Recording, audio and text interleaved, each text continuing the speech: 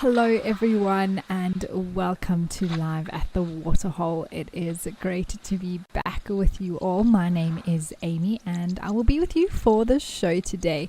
And what an awesome way to start here in Kenya with these beautiful elephant bulls that have come down for a drink and a bit of a splash, it looks like, with the darker patches on their bodies. There's also a giraffe that may be brave enough to come this way, I'm not sure.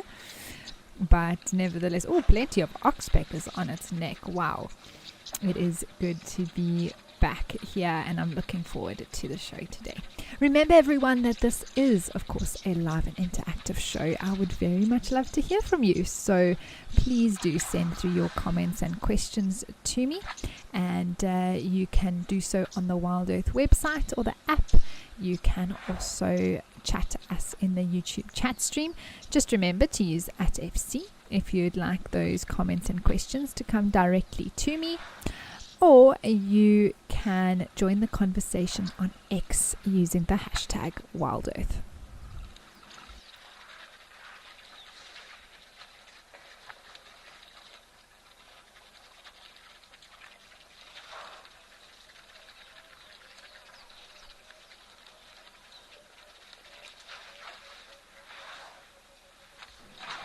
Penelope and Ari, wonderful to hear from you. Thank you for saying hello. It's good to have you with us, and I hope that you enjoy this relaxing time at the Waterhole today.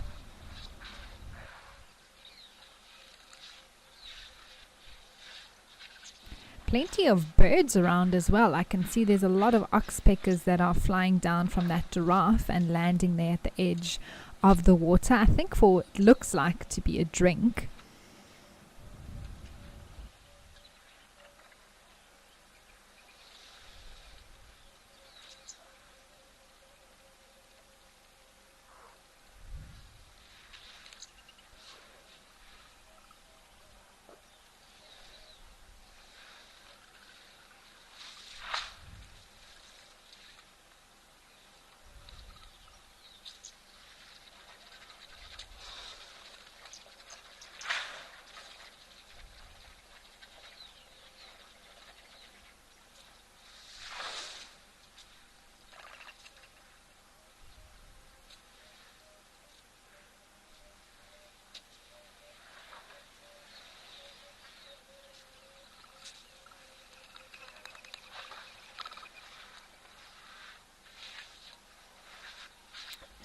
Johan, lovely to hear from you. You're joining us from a cold and wet Pretoria and you're hoping for some birds today, plenty of them. Well, we are starting off with plenty of oxpeckers. There also seems to be quite a lot of emerald spotted wood doves around that I've seen flying just by the color of the wing. When they fly there, they've got quite an orangey sort of color to their primary feathers when they fly, that you can notice from afar, the emerald spotted wood doves.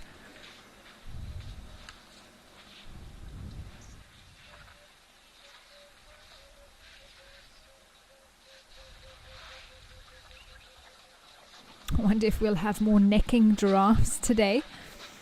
Last week we had 2 young males that were really not, I don't think it was super serious, but it was interesting to actually see them giving a go at each other, having a go at each other. This looks like to be a female that's actually here now coming to drink, and then 2 males at the back. Ooh.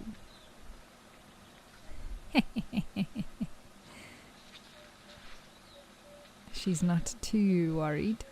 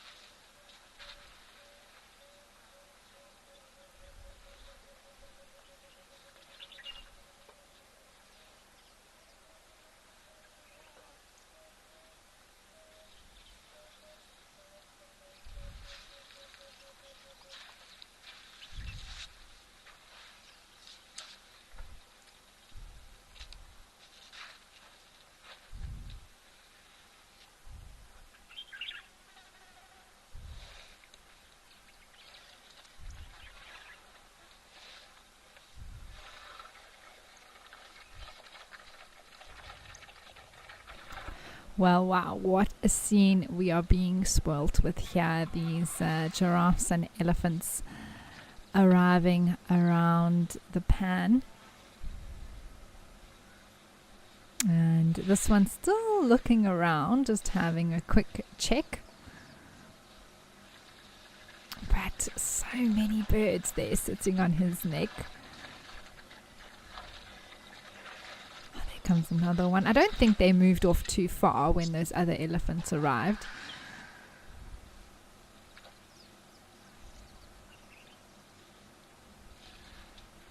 Now, just sort of gauging when is the right time to come forward. I think the animals also have a feeling of each other's behavior for sure. They can sort of sense if these elephants are going to tolerate them or if there's a bit of irritation around as to whether it's a good idea to try and be or come closer to come and drink or not. And now we have one approaching from the right, so clearly those giraffes knew they needed to move out the way. But how stunning is this? What a start to our waterhole show this afternoon.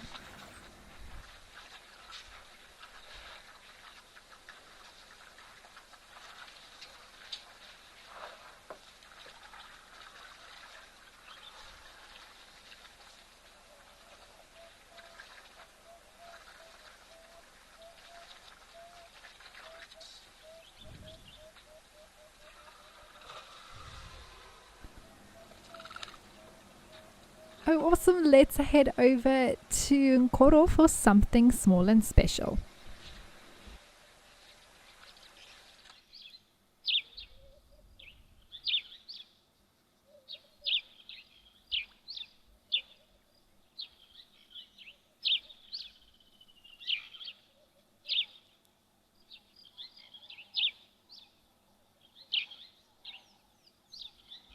So here we have a blacksmith lapwing on a nest, and apparently there's a little baby underneath.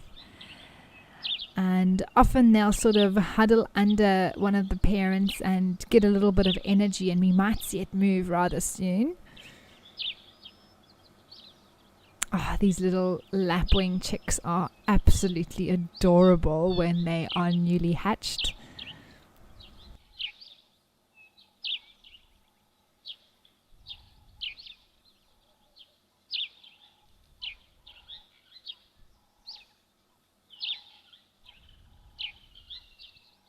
They sort of just look like a piece of cotton wool on, oh, there it is. Piece of cotton wool on legs. I think everyone saw it there.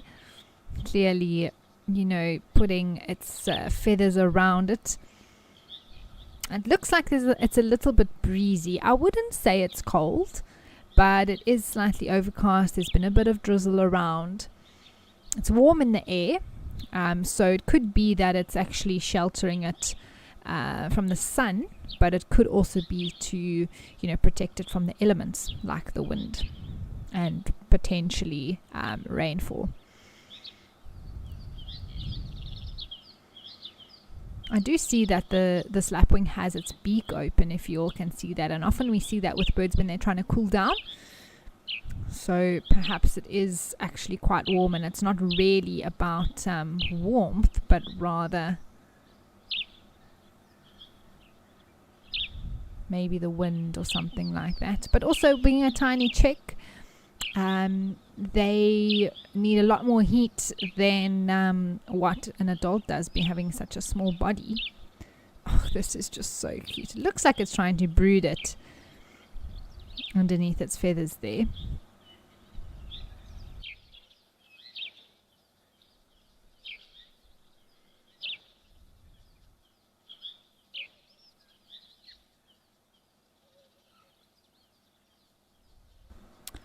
So Jules, you'd like to know how the chick breathes underneath. So although it looks, completely sealed off, there will be gaps, especially with the feathers puffed out like that. I think for it to be able to breathe, it's definitely not going to suffocate under there intentionally anyway. And there's some sort of an airflow. There must be, because otherwise the chicks would all just die.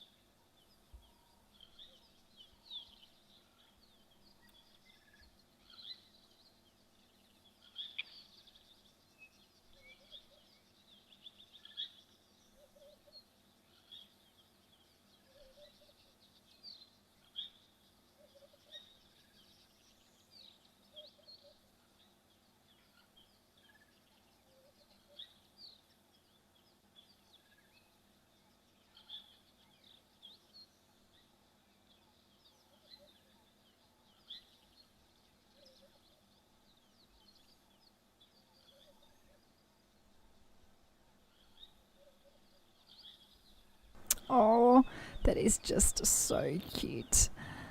I think it's just one. I think so.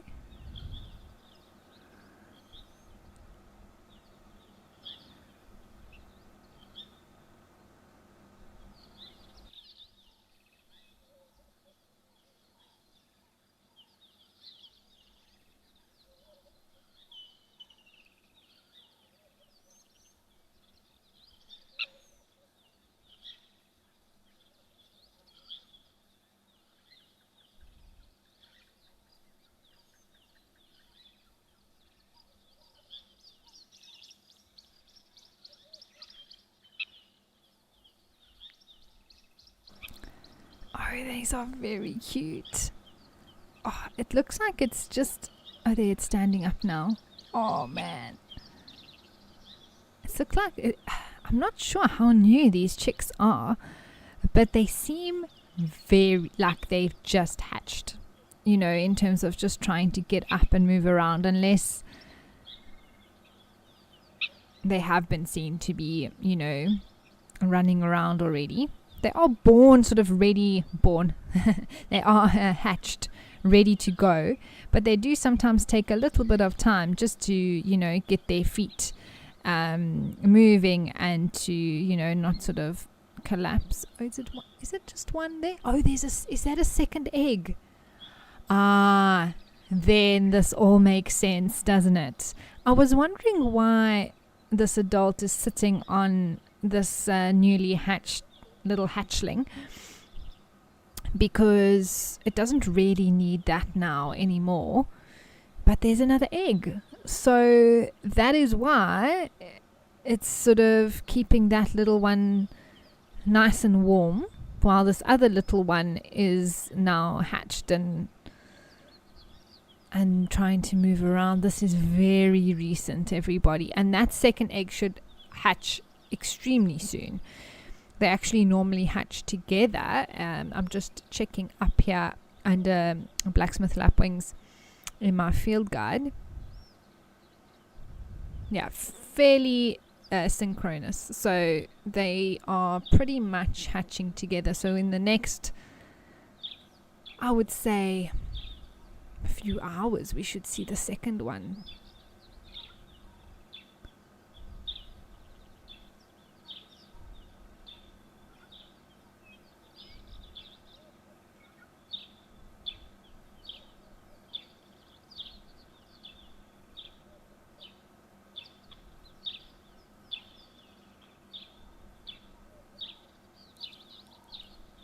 And it could be male or female that sits on the eggs. They take turns.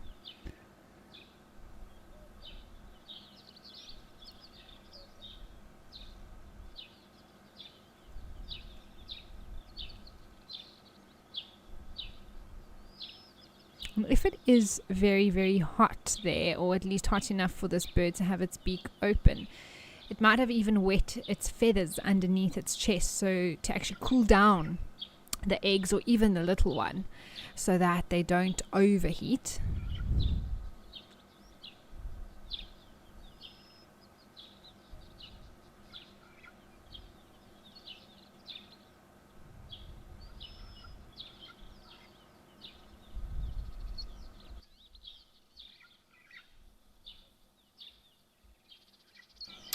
can just imagine this little one is just trying to figure out what's going on and is just staying close to mom or dad.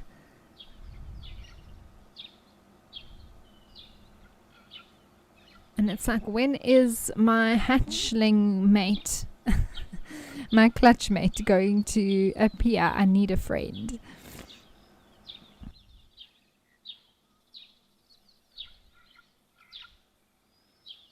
But how special is this? This is very cool. This little one must have hatched this morning. I would say could even be more recent than that. I don't know if it was actually seen on the Africam cameras at all, but wow, this is very cool. And you can see what the nest is for these ground dwelling birds, majority of them. It really is just a scrape in the ground.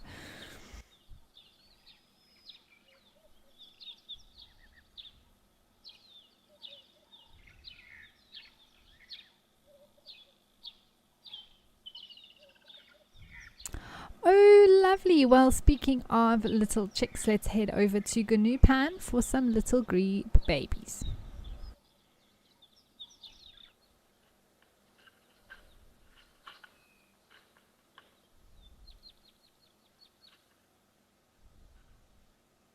Oh, this is awesome. There's a little grebe nest, and you can see how they make these sort of floating nests in the water.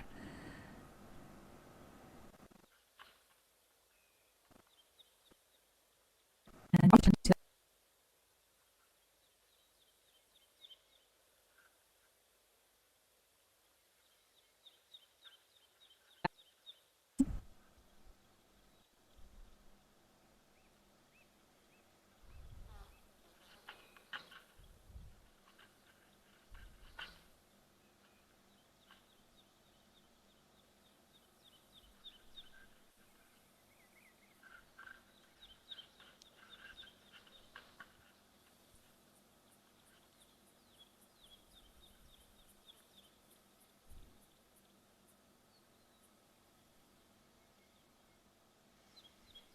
that was very cute to see the other half of this pair come. I think it actually dropped a bit of vegetation on the nest there. It looked like it was carrying something in its beak.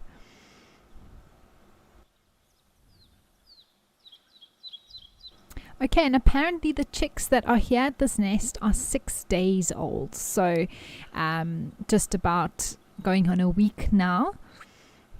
I'm yet to see a little one, but I'm sure they'll pop out soon enough.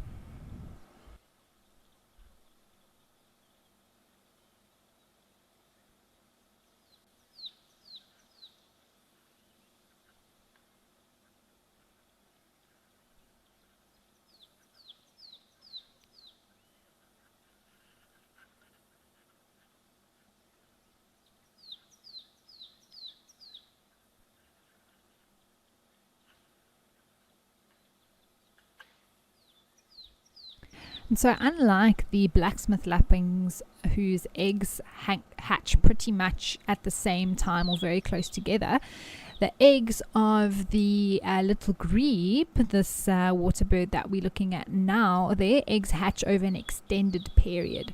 So for example, you've got 5 eggs that hatch over 5 days.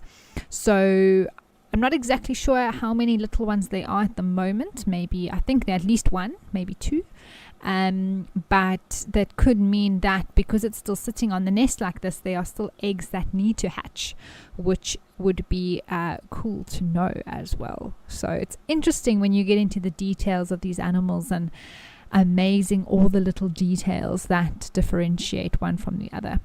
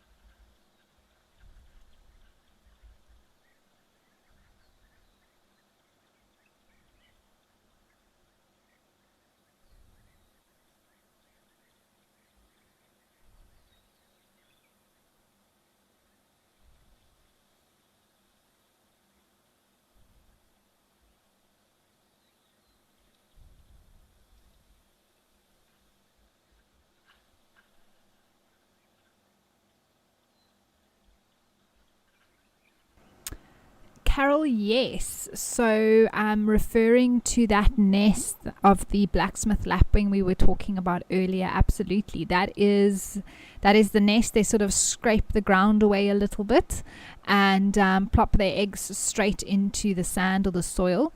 And that's it. The eggs are extremely well camouflaged, which is part of what, part of their, I suppose, defense strategy, rather than placing their nest in trees and things like that, because they are ground-dwelling birds. They don't have that luxury.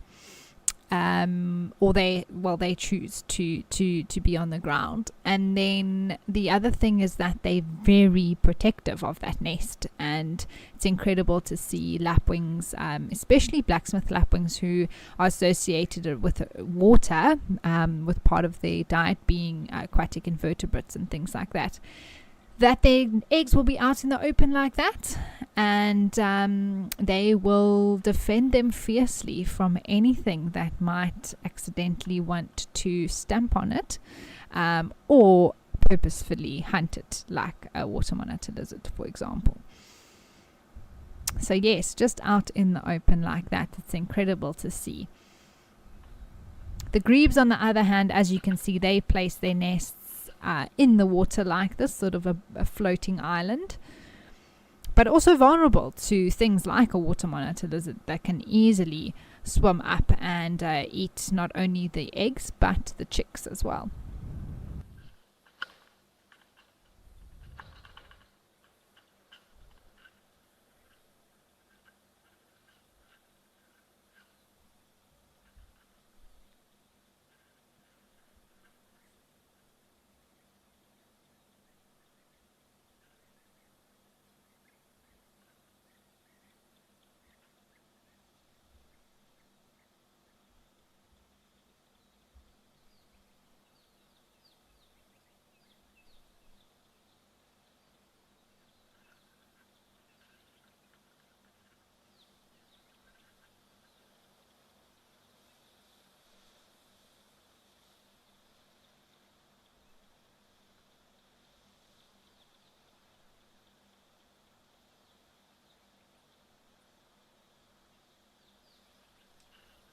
Oh, there's a little. Is that it? Oh, that is so cute. Oh, look at it. It came to get food, I think. Oh, that was worth waiting for, everyone. Goodness me.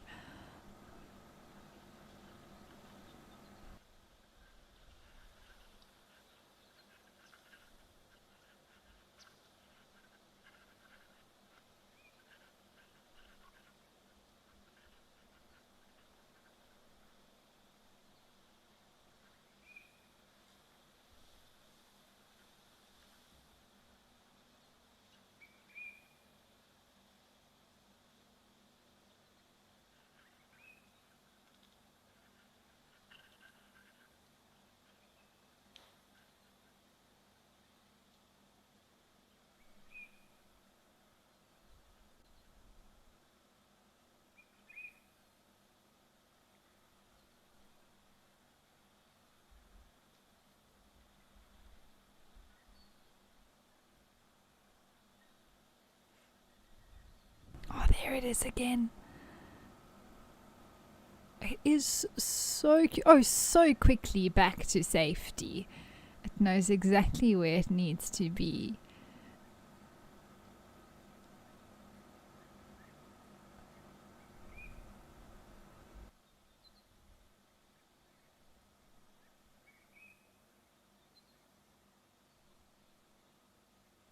Oh, there's a lot of movement there at the back. I don't know if it's just one little one that we're seeing, or if it's separate ones that are coming out.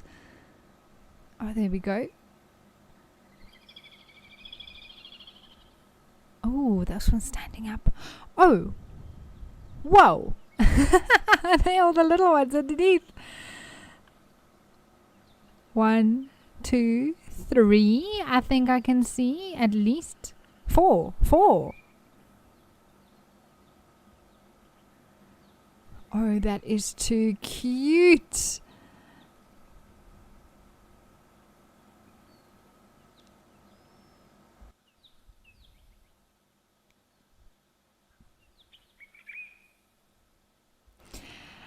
Yes, they do. So Gwyn was just asking if they know how to swim straight away, and yeah, they are born ready to go. They might not be brave enough to venture too far yet, but like you saw, that little one came forward to get that food from mom or dad. They would be able to, move around and that sort of thing.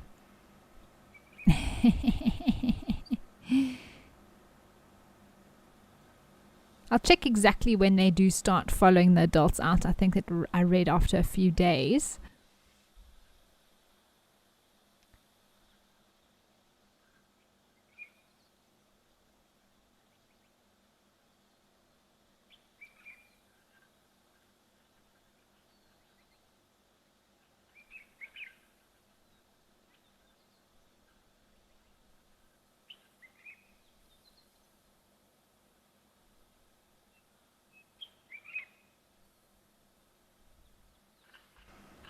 So yes, they can accompany the adults on short swims, sometimes even riding on one of the adults' backs.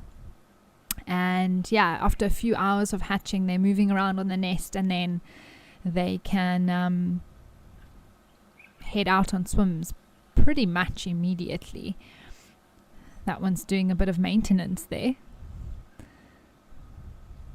I just love how intensely they care for their nest and their chicks. It's just their whole life revolves around them at this point. And they say they are fed bill to bill, which is exactly what we're seeing here now, with mom and dad coming back with food, and that can be insect larvae, tadpoles, maybe even very small fish.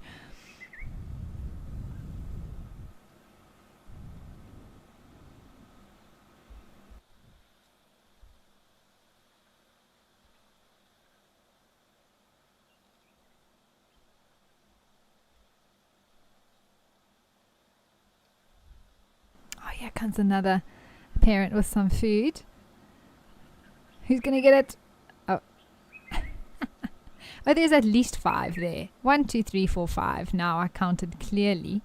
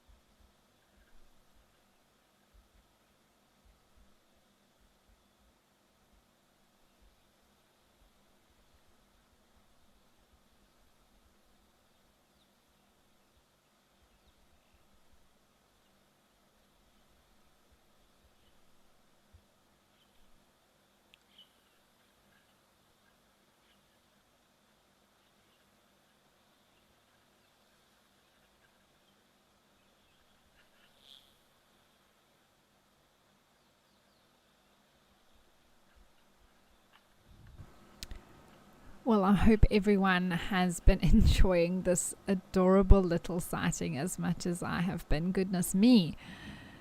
I didn't expect 5 chicks underneath there, I must say. I thought 1, because 1 just kept coming out, maybe 2.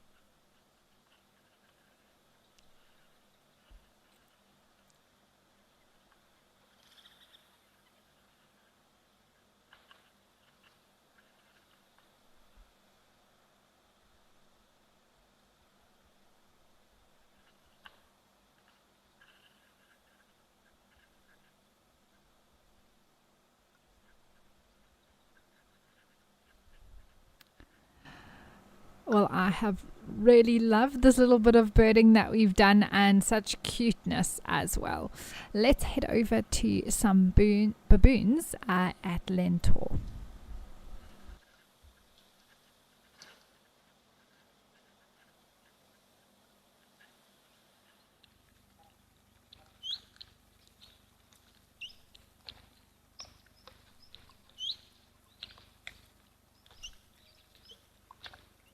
Well, this is such a great spot, isn't it? What a peaceful scene that plays out in front of us here. And I love when the baboons are around. They seem to hang out here, well, at least come past here at least once during the day.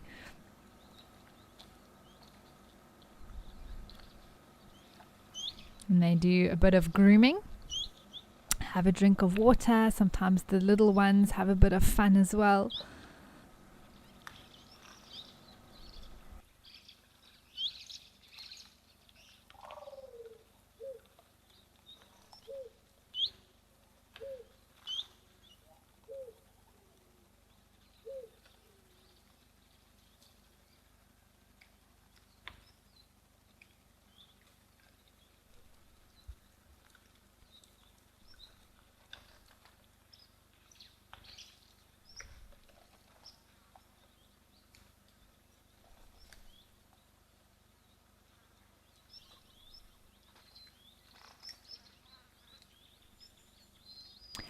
And when they're grooming like this, don't they just look like they're concentrating really hard, you know, not wanting to miss a spot. I think it's also their frowns that look super serious, like they really are, you know, ensuring that they cover every single spot. Oh, look at this little one.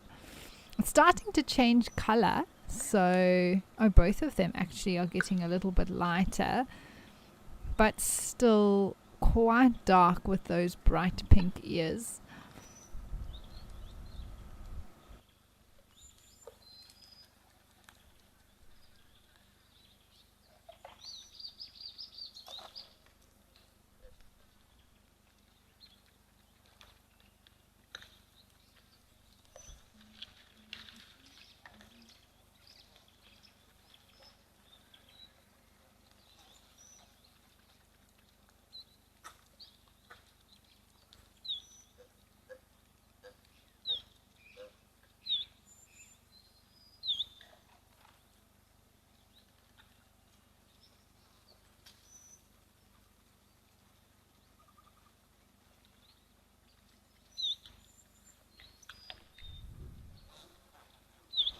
This is so cute.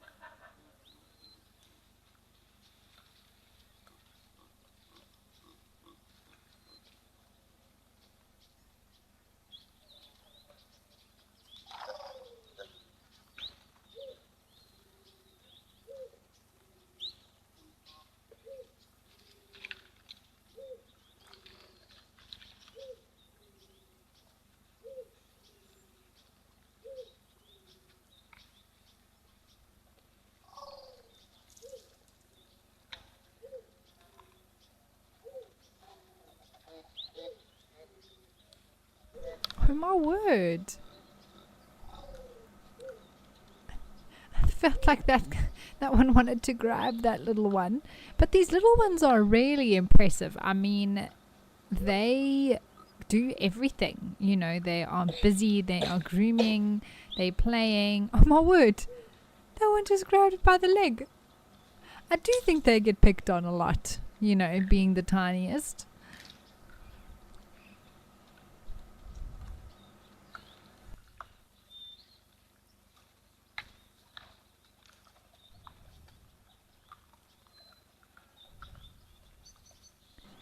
A lot of baboon handling that I think goes on when you're a youngster.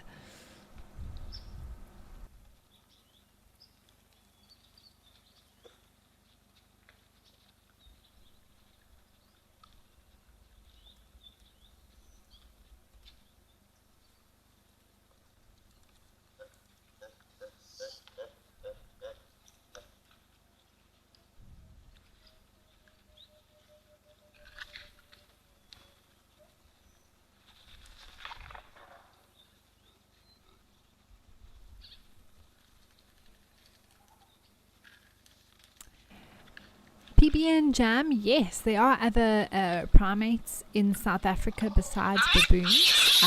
The monkey species that we get are also primates. That includes vervet monkeys, some mango monkeys. Oh, I think that was more play than anything else, but someone wasn't happy there. And then we also get the galagos or bush babies, which are also part of the primate family.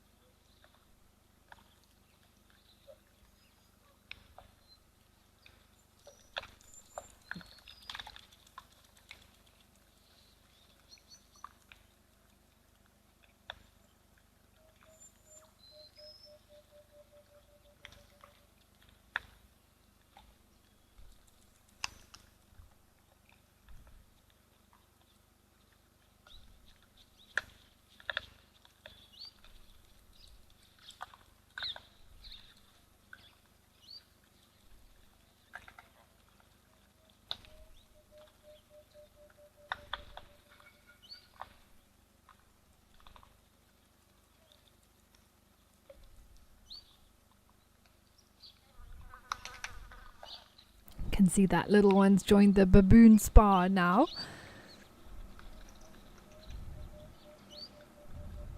Time to get one's fur checked out.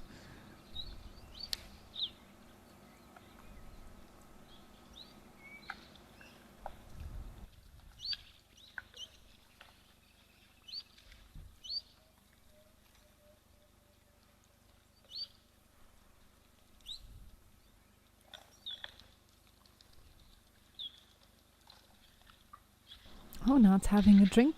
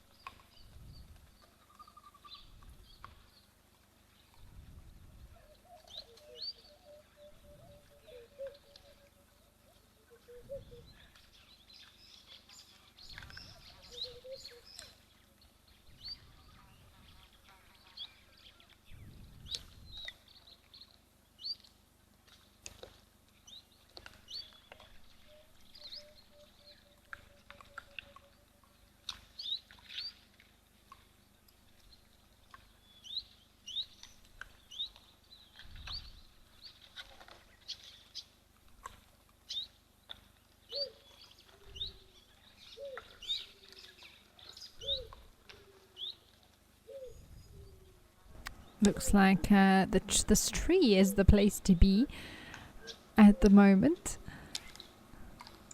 Definitely some sort of a community meeting happening here, it looks like.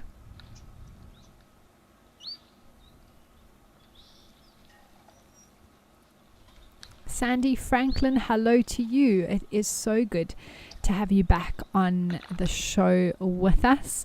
And you said it's your first waterhole back since you lost your mom, and I'm so sorry to hear that. Our sincere condolences to you, but I'm so glad that you're able to come back and join us here at Wild Earth, and we hope that nature brings you so much comfort and enjoyment, just like she enjoyed the show as well.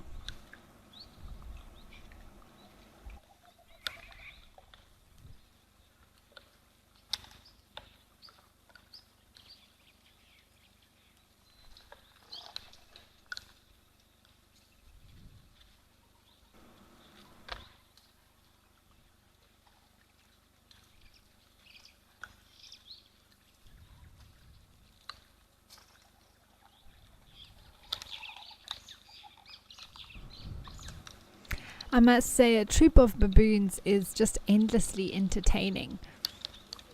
Much like a herd of elephants, you know, I can just watch them and follow individuals, you know, note the interactions between them. It is fascinating.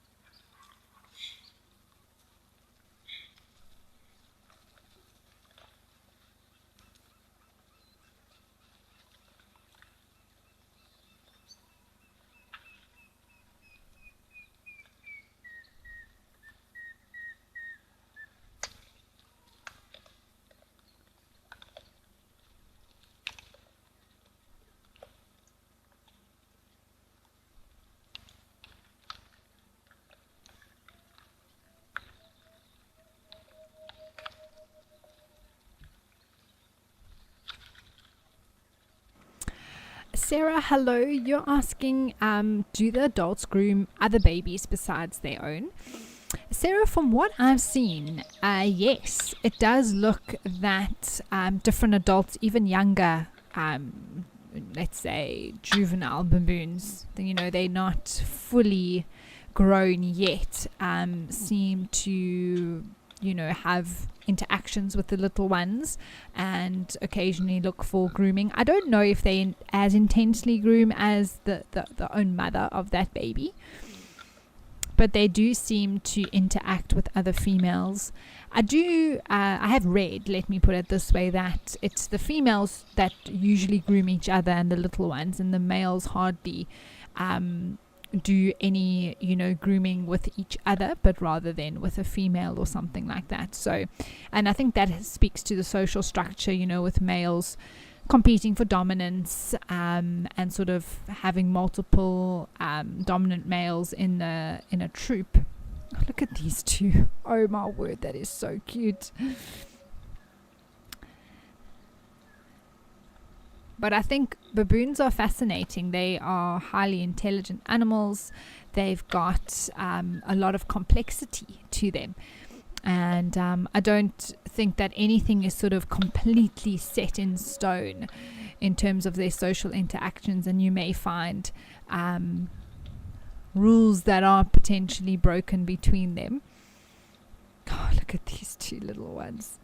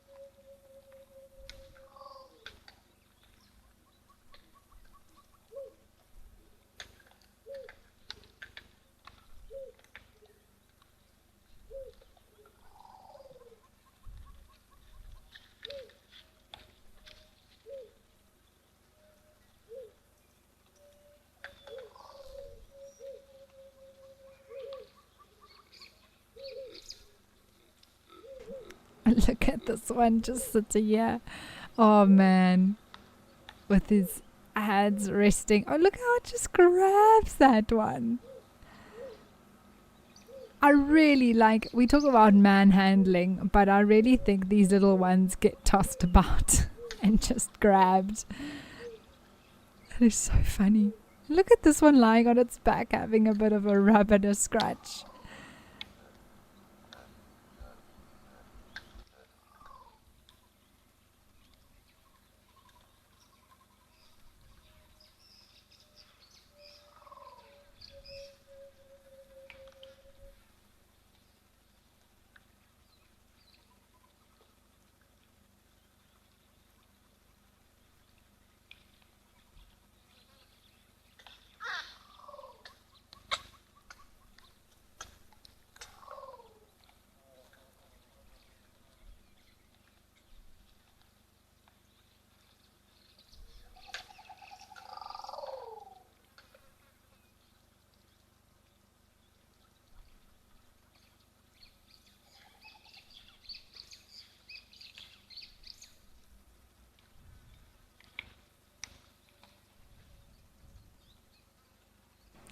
There's such an understanding when grooming is happening, I feel like. Whether you're the groomer or the groomee, there's just that contentment that, okay, I need to hold still now and let my groomer do what they need to do.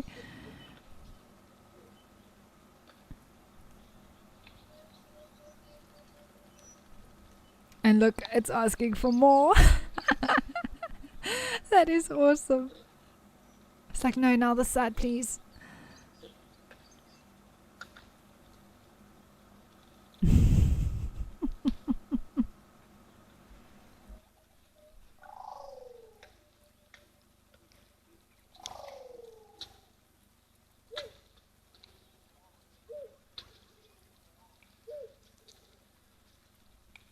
I can definitely hear African mourning doves as well, calling in the background.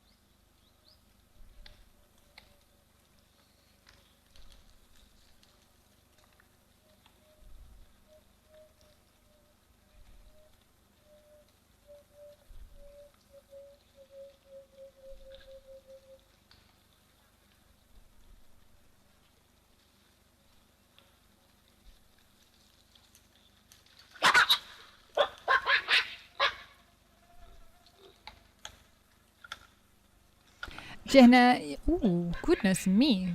That was quite loud. I had my volume turned up to listen to the bird calls, and all of a sudden those baboons started squealing. Jenna, yes, there's so much personality going on here, isn't there? I mean, these two little ones playing, it is awesome. I just have the biggest smile on my face.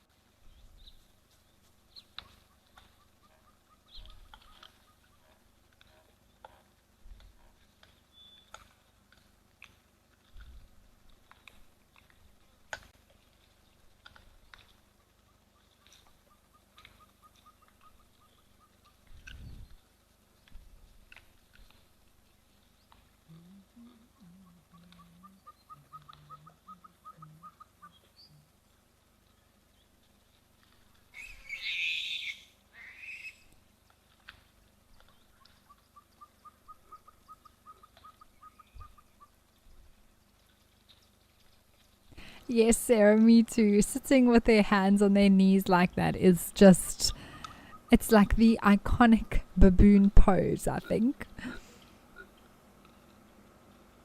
And then this one here, closest to us, stretching out its legs like that. The other one's got its arm up in the back so it can be groomed.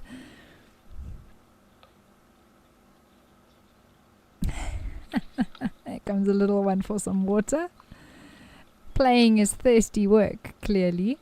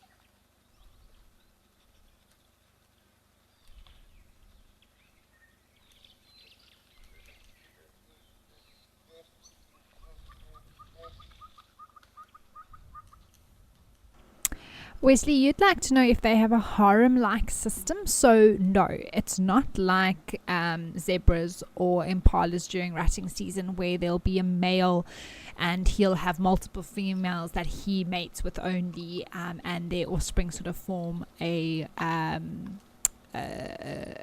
or a family group.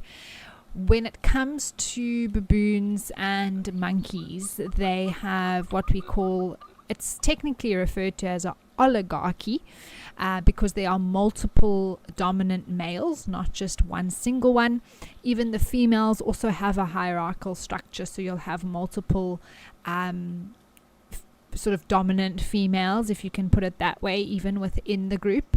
So it's a very complex structure. Males do fight with one another, but also multiple males will mate with multiple females depending on the opportunity available to them. Oh my word, I just have to point out this one on the left here that's having just that classic I need a me moment, with its eyes closed, enjoying some sunshine, well, a little bit of sunshine coming through the trees. It's just like, you know, it's like a typical when you belong to a really big family and you just need that moment where you're not being bothered by anyone, when you find yourself in the bathroom taking extra long just to have some peace and quiet.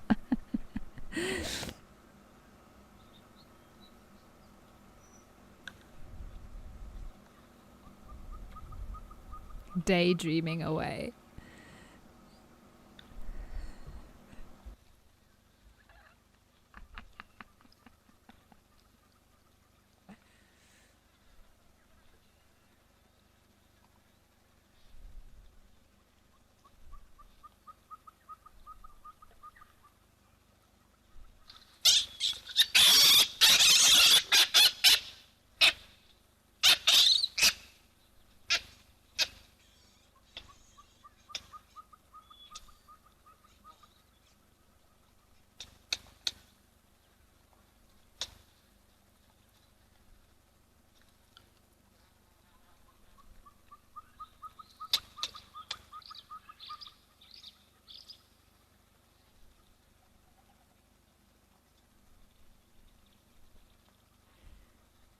I feel like this baboon that's having a little snooze is like a meme of its own. You know what I mean? It really is capturing a lot of emotions that many of us can relate to. Oh my word.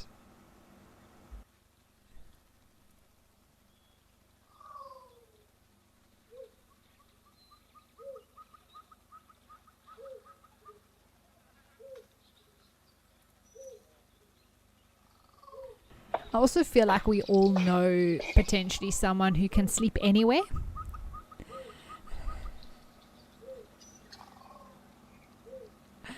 And this little baboon is that baboon that can literally sleep anywhere.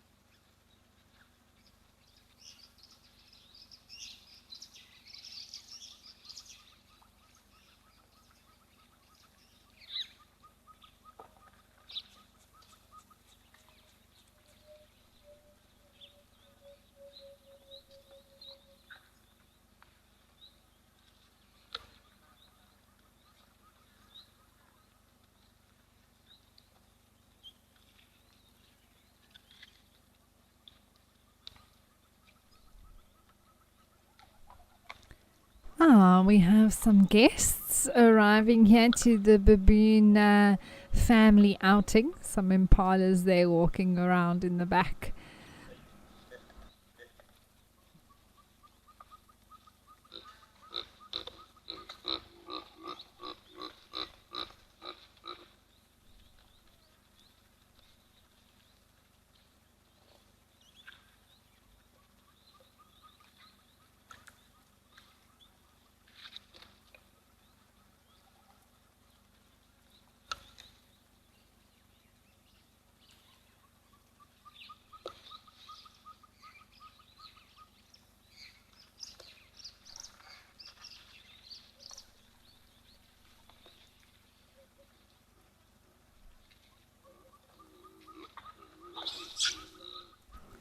Badger Bud, you say that this scene reminds you of a Saturday morning fete in a dorpie, which is the South African word for small town, basically.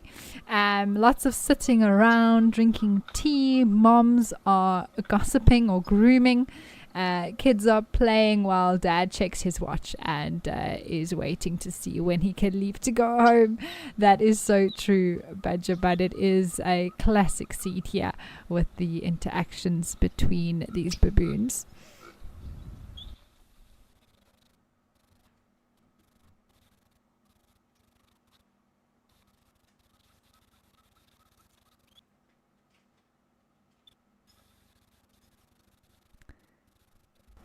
All right, well, this has been such a wonderful time spent with this troop of baboons. Wow, one of the best sightings we've had in a while. Let's head now to Oldonyo for some elephant action.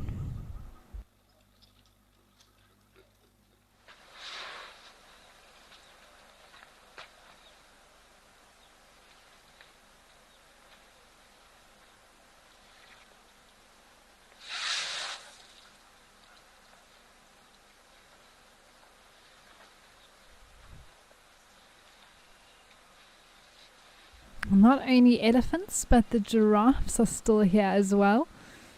Oh, wow. Lots of them. That was a surprise.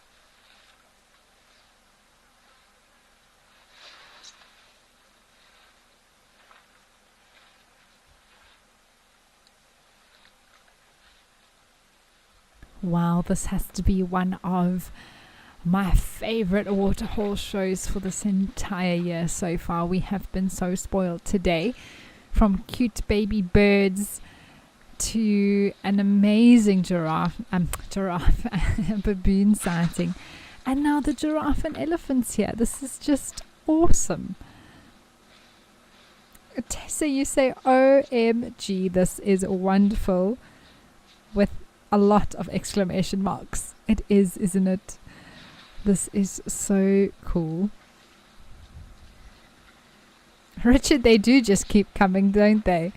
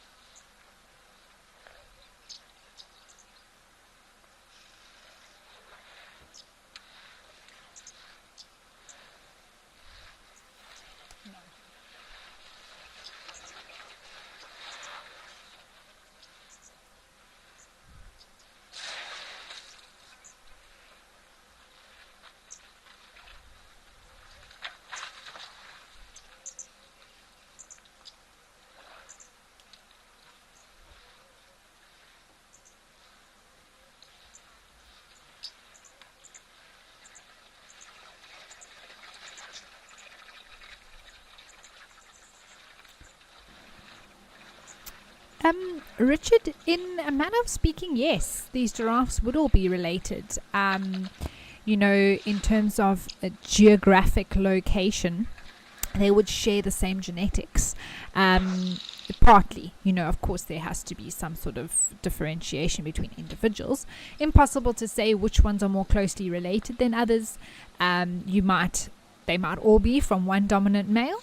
The male could be here, the father of all these giraffes, because he's been the one to mate with the females in this area. But giraffes also don't have fixed territories or even necessarily we do talk about home ranges, areas that they frequent, but they can move quite significantly at times. Oftentimes we'll see a particular male, for example, or a group of giraffes for a few days or weeks in an area, and then all of a sudden they'll move off and we won't see them for a very long time. So, Richard, the possibility that they, in essence, they are all related. They probably share definitely some common genetics throughout the years of this specific Maasai giraffe species because of the geographic location.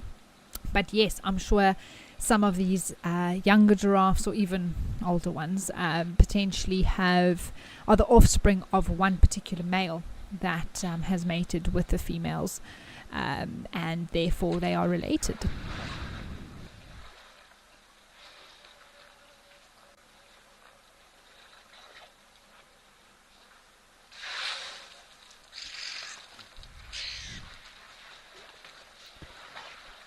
Yuri, you want to know if you can get quite close to giraffe when on foot. Yuri, you'd like to know if one can get quite close to giraffe when on foot. So I would say the answer to that is it depends. They are very skittish animals. They are very alert, and they have the advantage of having the height on their side, and so it is very difficult to approach a giraffe without being seen. I have tried it many times, and it's one of the true tests. If you can get a view of a giraffe without them becoming aware of you, it's a really job well done, to accomplish that. And so with that being said, most of the time in these sort of greater open systems, you don't often get close to giraffes on foot because they move away. I mean, most animals, whether it's zebra or impala, the distance that you can get close to them on foot in comparison to on a vehicle is like night and day. You'd be lucky if you're able to see any one of those animals on foot, especially in denser habitats. Open areas, of course, they'll watch you from a distance, but their sort of awareness zone or alert zone, when we talk about those zones, the closer you get to an animal's personal space, which could lead to danger or not. For on foot, that distance is much larger than when you're on a vehicle. Even on a vehicle, these animals don't want you right up close to them, especially, I would say, prey species even being more sensitive to that, because they always have to be on guard. What we experience on game drive with leopards and lions, we can really get quite comfortably park just a few meters from them without getting a reaction, depending on how they've been habituated in certain reserves and things like that. So all of those factors come into play. But when it comes to something like a giraffe or even impala, if you stop with the vehicle within a certain distance, they'll start moving away. Not that they upset or anything like that, but there's a certain distance that they're comfortable at. And so when it comes to then on foot, that is amplified greatly. I have been close to giraffes on foot before in certain estates and reserves where there aren't necessarily predators that are abundant. I've walked on foot, gone for runs in these sort of eco estates and reserves that have things like zebra and giraffe on, but you're allowed to walk around because there's no lions and things like that. And because those animals are so used to people on foot multiple times a day, every day of their life, you can actually get very close to them and not have a reaction. But that is also where there have been some tragic incidences with giraffes attacking humans. And even the kick of a zebra can be fatal, so you can't just think that just because they're pretty docile animals for the most part, that it means you can walk right up to them. Absolutely not. But yes, in certain places where these animals are very used to people on foot, you can get within a few meters of them. But I always, suggest rather being cautious with that and not trying to get as close as possible to see when that animal's going to react to you. There's really no point. It's not worth the risk.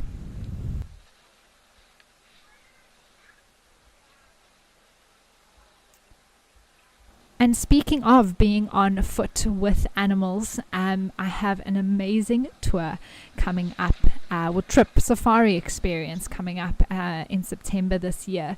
And that is going to be with myself and the amazing Renius Hlongo, who is one of the legendary Shangaan trackers. And we are offering an amazing opportunity to come and go off on foot to track and view the Big Five as well as other animals in the Kruger National Park, followed by a few days in the Sabi Sands, where we're going to spend 3 nights at Jackie Sabi House, which is on one of the new properties that Juma will be now traversing on from March. So it's all very exciting, and get to meet some of your favorite Wild Earth characters. And just see the area that you've come to know and love. So if you would like any more info on that, everyone, please visit our wildearth.travel website. You can get all the info there. But just to also mention on a personal note, experiencing the bush on foot is something that you can't really explain to anyone until you've experienced it for yourself. So if you are on the fence, if you have any questions, please do ask. I'd love to chat to you, or one of the our amazing travel agents will chat to you and give you all the info that you need.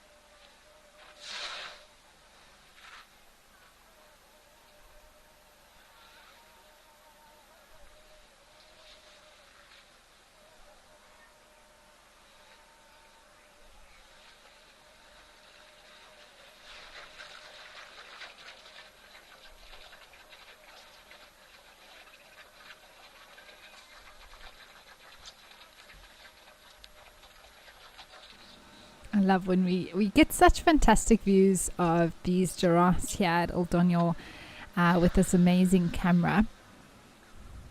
And you can see all those oxpeckers. There are so many of them around today.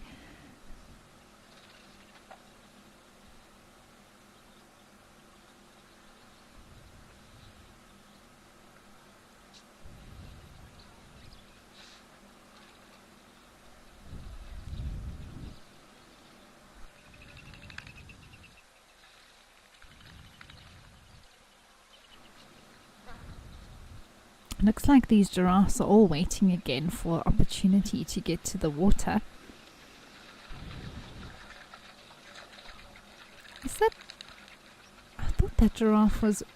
It is rubbing its neck on the other one. I was wondering what was happening there. And that looks like a female from behind. Male in front, female behind. I mean, if you've got an itch that needs a scratch, you've got to do what you've got to do.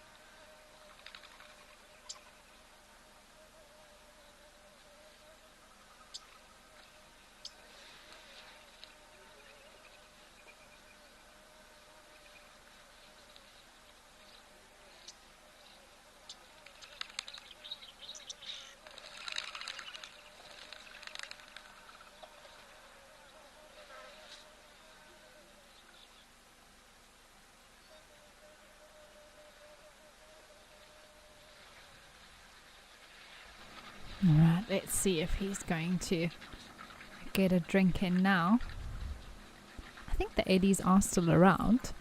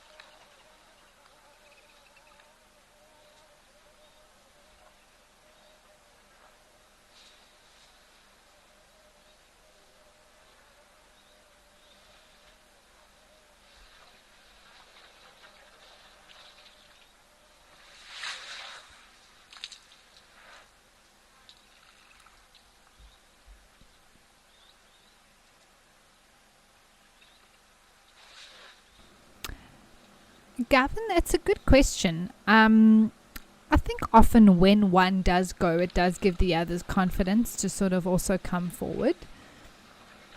Often it's like that with these sort of animals with a bit of a herd mentality. I think of the wildebeest as well, you know, especially in the Great Migration. One goes and the rest are like, all right, it's time. So sometimes it does take one just being, I suppose, the bravest, if you want to put it in that way, to get the others to have the confidence to come forward. But no, it doesn't have to be one at a time at all. I mean, earlier we saw about 6 of them all drinking at the same time.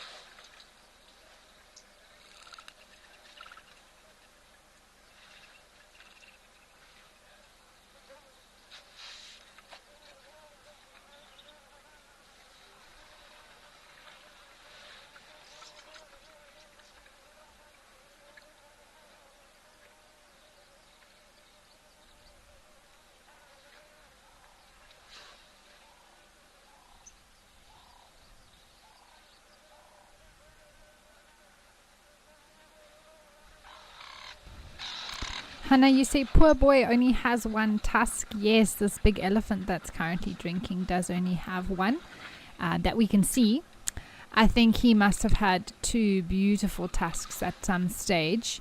But you can see that his left tusk, which is broken off, there is something still in that cavity because it's still sort of sticking out on the side of the face. So there's some sort of, let's say, sort of the very top of the tusk. I think that's still in there. When there's no tusks whatsoever, or if that's completely come out, oh look, it's chasing the giraffe now.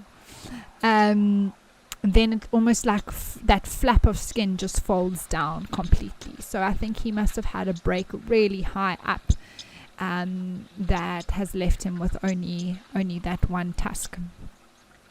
Sandy Franklin, I wouldn't consider these two elephants tuskers, especially not this one that's left here drinking. Those tusks are far too small. If the elephant that had the one tusk maybe still had its second one and it was slightly longer, then I would say yes.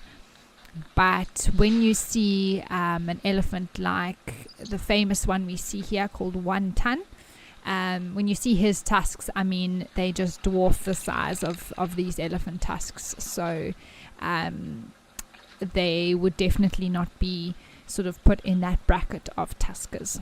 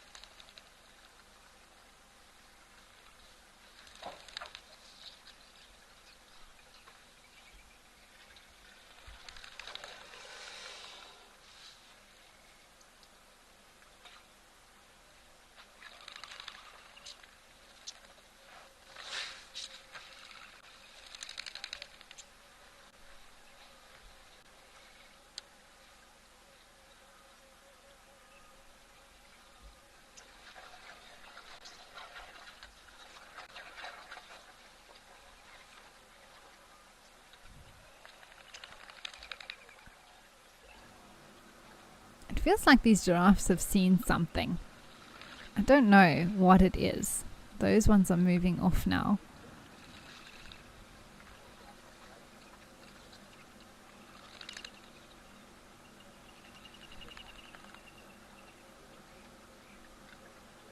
That one just did a big circle.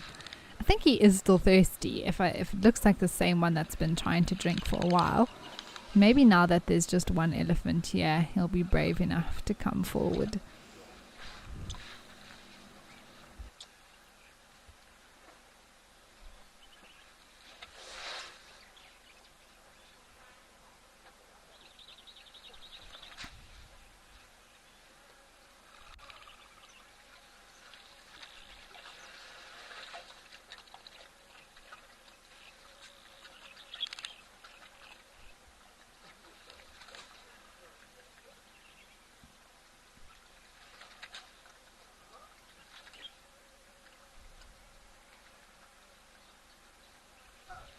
He really just needs to commit. There's one elephant there now. You can do it. Still not 100% sure.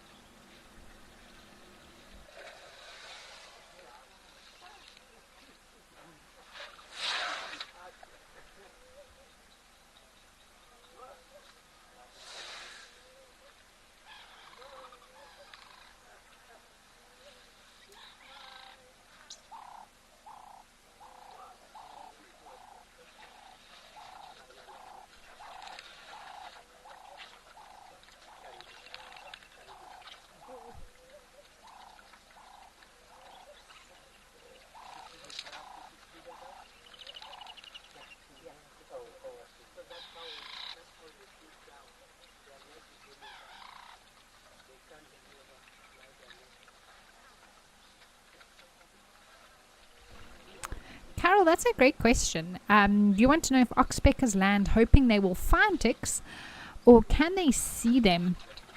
I'm actually not sure, Carol. I think that they land probably hoping to find, but I do think they know who are good carriers and where they usually get a good meal from.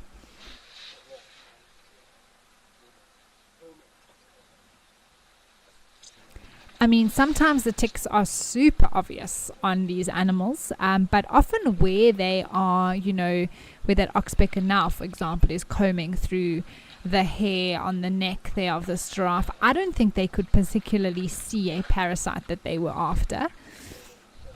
I think they land and try their luck in the different places.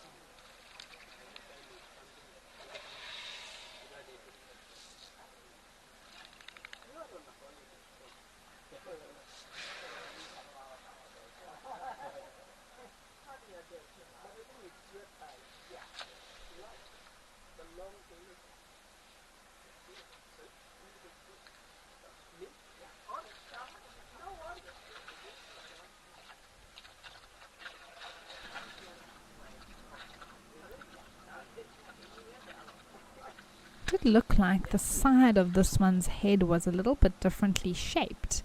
I'm not sure if there's a bit of a growth on the side of it, the right side of its face, or maybe it's just the shadows, the way they're falling.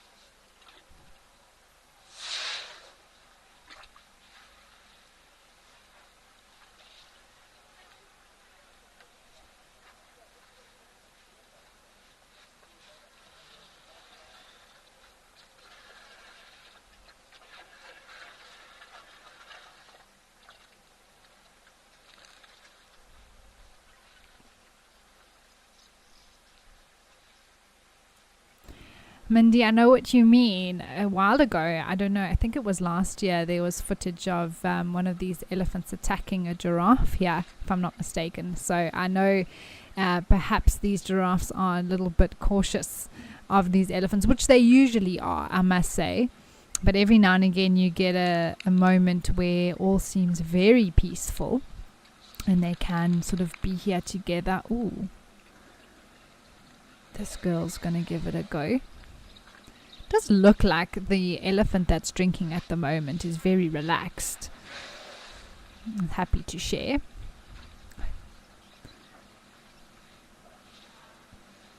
Well, that wasn't much of a drink at all, was it? That was just a lip dip.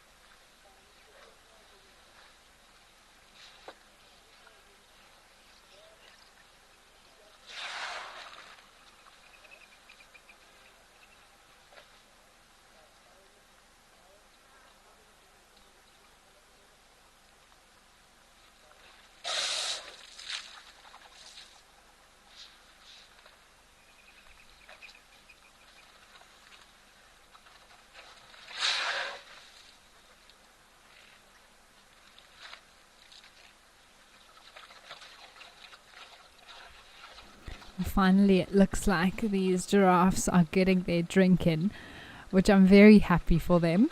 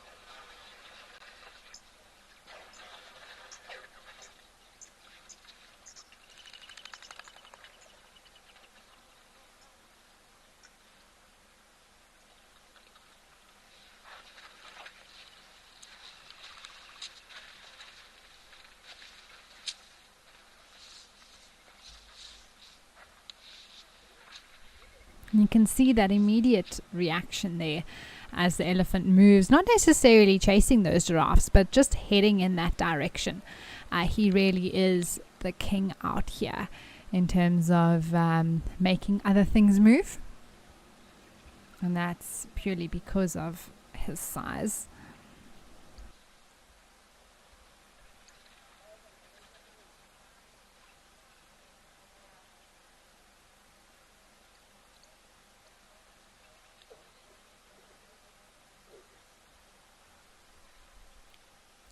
Oh, lovely. Well, from baboons to monkeys, let's head over to Lentore.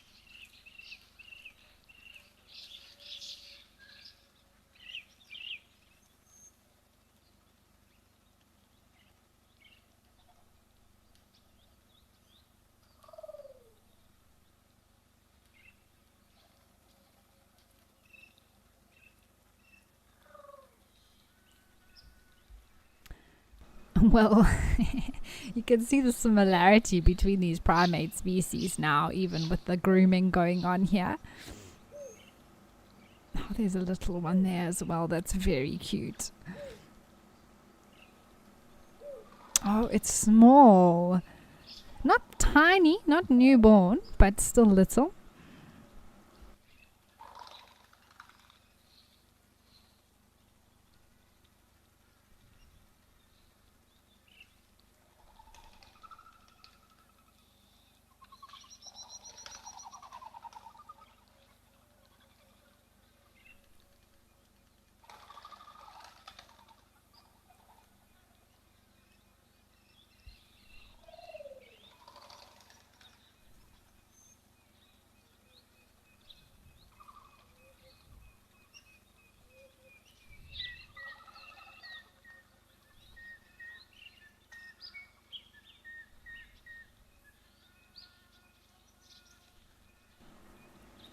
It's interesting, more and more are coming out.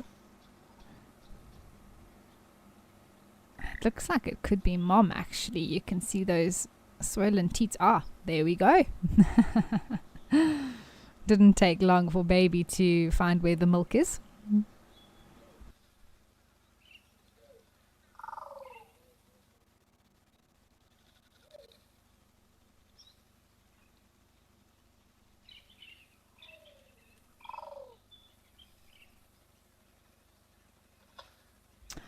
Oh, Theo, absolutely. They can be an absolute menace in certain circumstances, but they are so cute.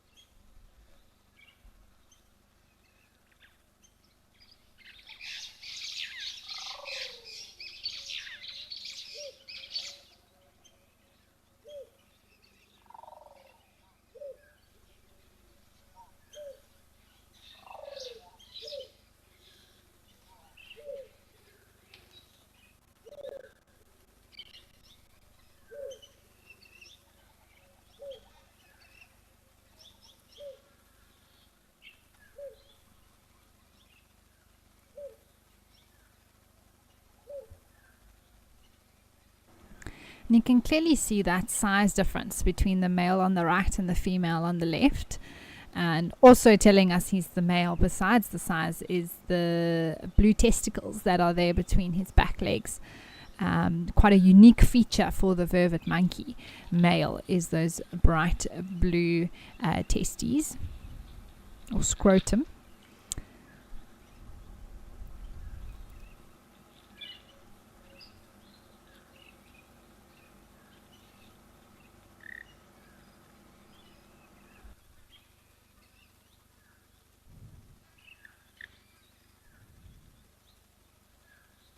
They're looking very relaxed, I must say,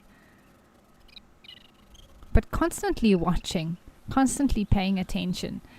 They are so clever, amazing eyesight, much like ours, I believe, and they are so sharp and can take note of any opportunity. We were recently in the Kruger National Park, actually, the weekend before last, and there are, of course, sliding doors that close at the chalets, and the vervet monkeys have worked out how to open those sliding doors, and they've been replaced. So they're brand new sliding aluminium doors, really lightweight. They work super well, which is awesome. And because they are so lightweight, and you don't necessarily want to lock the door every time if you're just lying down or in the kitchen or something, but they've now worked out how to open those doors. So we learned the hard way with that. We thought closing the door was enough, but they got our rolls.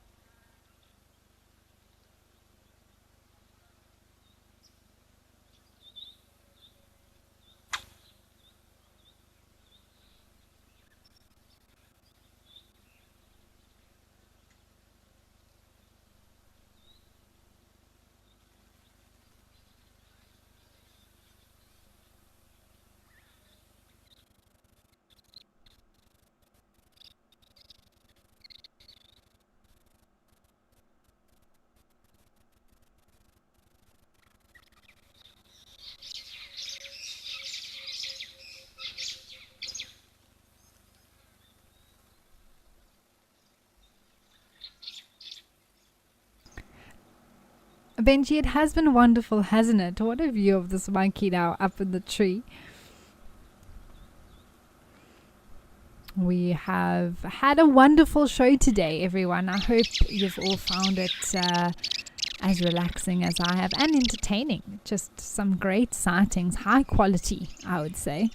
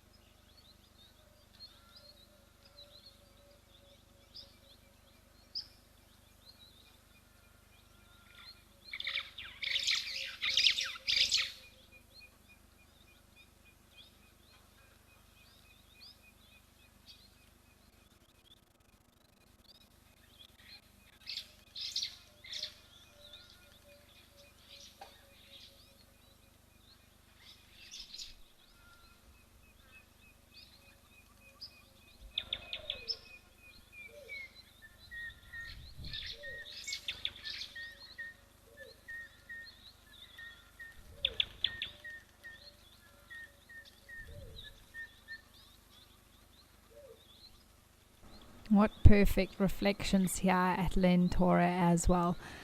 There's always this sort of, depending on the weather, I mean, if it's very windy, we don't always get these reflections, but it's lovely to see the colors like this.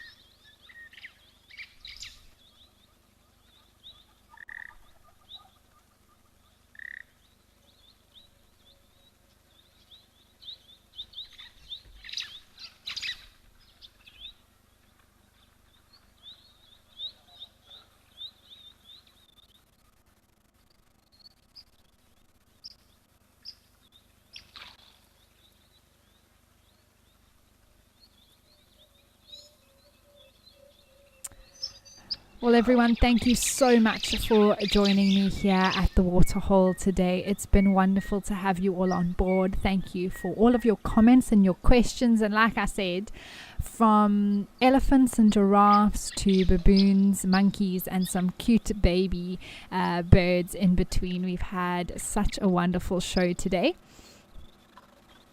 We will be back again tomorrow, and I'm looking forward to that. As well as, remember, later on this afternoon at 4 p.m. is the Sunset Safari. So please do make sure to join us right here on Wild Earth for that. But from myself and the Live at the Waterhole team, thank you for joining us today, and I wish you a pleasant day or evening ahead, depending where you are in the world. Goodbye for now.